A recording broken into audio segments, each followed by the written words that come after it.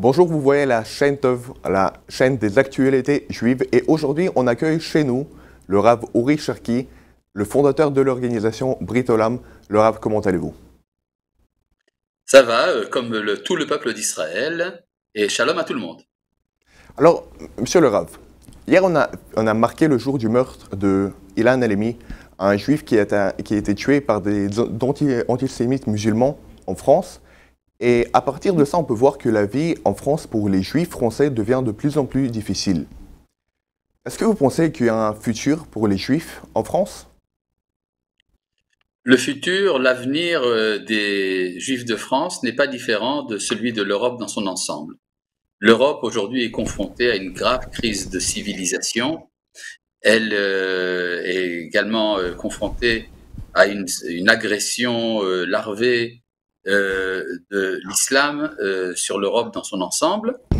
Il est évident que les Juifs de France pourront toujours continuer à entretenir des communautés qui deviendront ce qu'on appelle une sorte de curiosité culturelle.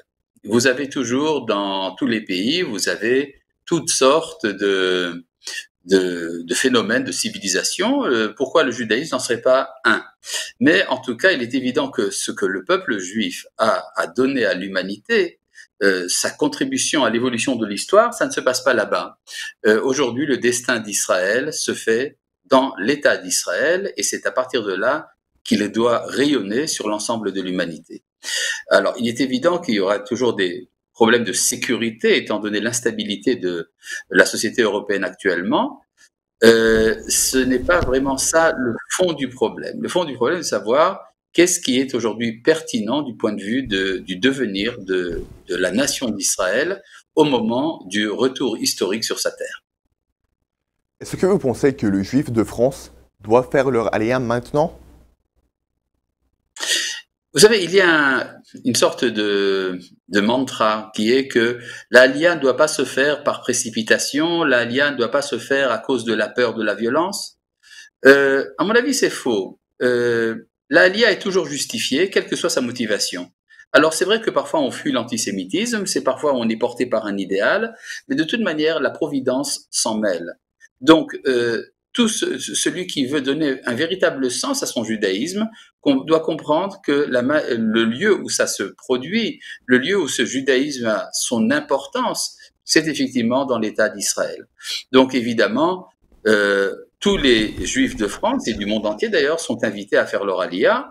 On peut comprendre qu'il y a parfois des réticences, qu'il peut y avoir des freins, mais finalement, à moyenne et longue échéance, le destin des Juifs, se fait en terre de Judée, la terre des Juifs.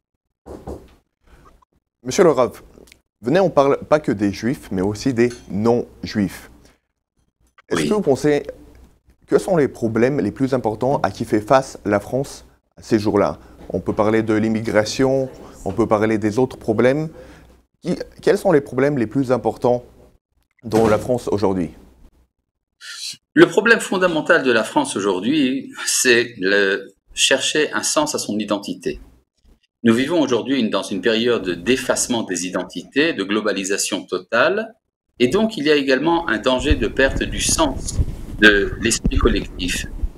Et quand on en est là, alors ce qui devient important, c'est la survie de l'individu, pas seulement le bien-être individuel, mais sa survie, donner un sens à la vie.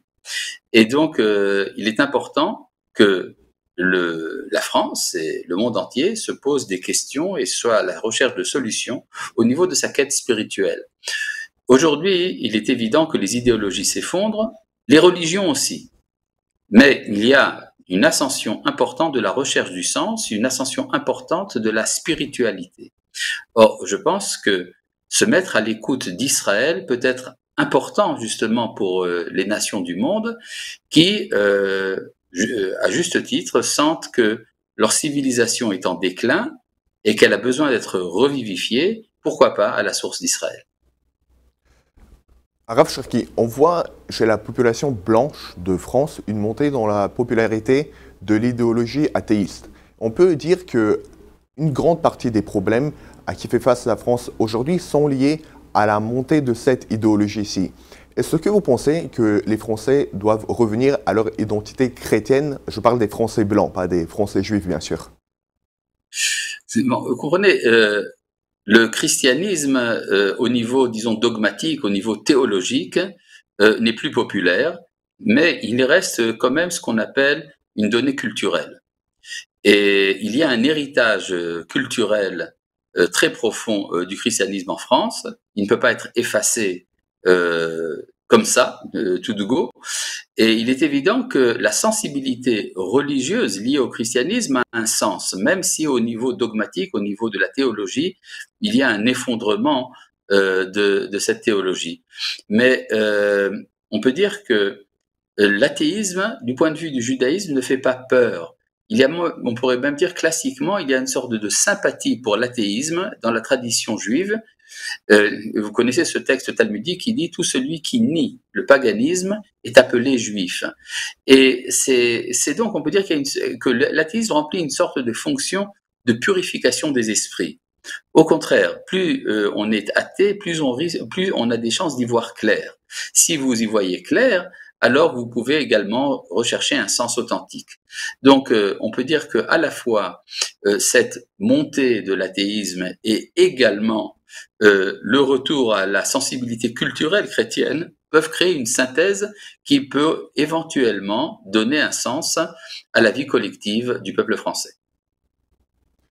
Monsieur le Rav, on est obligé de terminer notre entretien parce qu'on n'a plus de temps. J'ai envie de vous remercier pour cet entretien et aussi de remercier tous nos téléspectateurs. N'oubliez pas de vous abonner à notre chaîne et à toutes les autres chaînes sociales. Merci beaucoup et bonne journée.